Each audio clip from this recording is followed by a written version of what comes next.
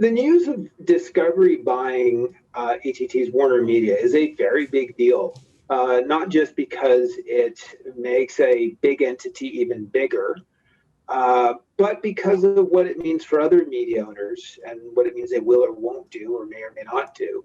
And it impacts the relative competitive positioning of the companies whose legacies are in traditional advertising and those who are not.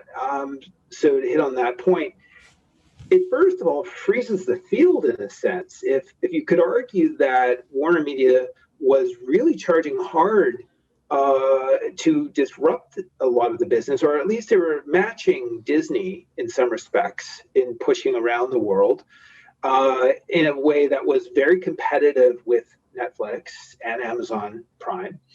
The very fact that this is Discovery buying Warner and that they'll have to wait at least a year before this gets approved by regulators means that it's not clear that HBO Max, let alone the broader WarnerMedia, will be moving forward quite as hard as they were. So in that sense, it actually freezes the field in the short term, which could be interesting because if you're Comcast with NBC Universal, does that give them an opening? Meaning the competition won't be as fierce as they might have expected and therefore might be more appealing to invest harder, faster. And the same is true for ViacomCBS, where they've already announced a lot of what they're going to do.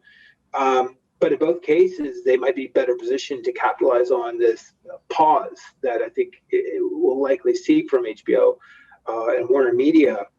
Then there's a separate longer-term issue about, what is the mix of focus on subscriptions versus advertising.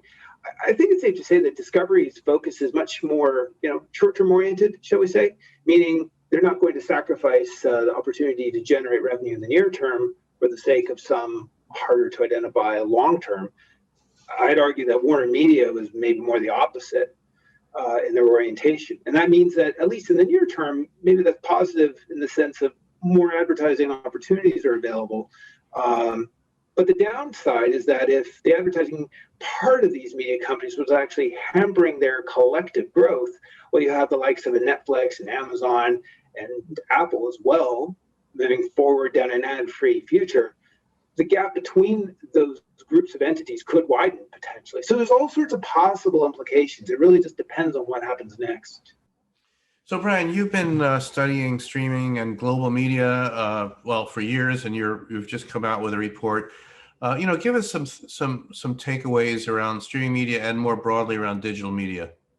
Yeah, well, I think that connected TV in particular is becoming increasingly important to media owners all over the world. The U.S. certainly is where this is most pronounced because I think it's safe to say that it's always been the most advanced television market globally. What we see happening in the U.S. could play out in markets around the world, certainly. So when we have, let's call it a third of television viewing is occurring on internet-connected devices. Now, a large share of that is not ad-supported, but a good chunk of it is and growing. There's all sorts of opportunities to use that inventory to satisfy marketer goals. A bigger issue, though, to consider is that it's going to be increasingly difficult to accomplish reach-based goals, which most of the largest advertisers who use television, they have those sorts of goals. In a world where growing numbers of people consume content in an ad-free environment and are effectively impossible to reach through traditional television, marketers will have to decide, do they accept that at some price, a cat on a skateboard via YouTube is worth the same amount as a Super Bowl or a Premier League football match within some range of pricing, but basically they're directly comparable. A marketer will have to consider, is that correct? Or is there no way on earth that at any price those are possibly comparable things?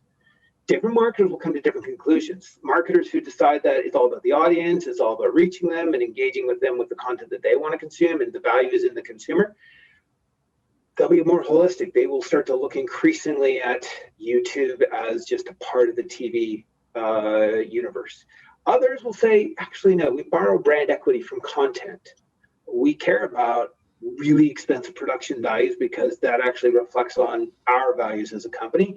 And if that diminishes over time, because it's just harder and harder to reach people using TV as we know it, we better think about using other media. So we're at a point in time where marketers may find themselves picking one path or another with respect to television. So there are a lot of good reasons to be responsible about media, and I think that we go into a lot of details in the report, but taking it at a higher level about why any of this matters, there's a lot of work that's been done, certainly by Kantar and others, that connect brand purpose to brand power and brand power to brand share. And there's a real commercial reason behind trying to do good, whatever that means to an individual brand. And I think that ultimately it's about better business.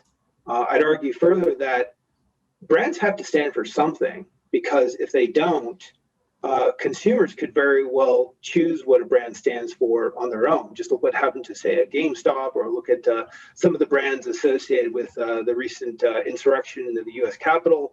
I think that marketers who've established brands that are clear what they stand for will be better positioned to withstand any possible slings and arrows that come their way, or any brand takeover by consumers that is undesirable in the future. So at the end of the day, I think there's a lot of reasons why marketers need to make sure that they are behaving responsibly with respect to how they use media. They're conscious of the ethics around the media that they buy, and they're conscious about how it all contributes to bigger picture goals.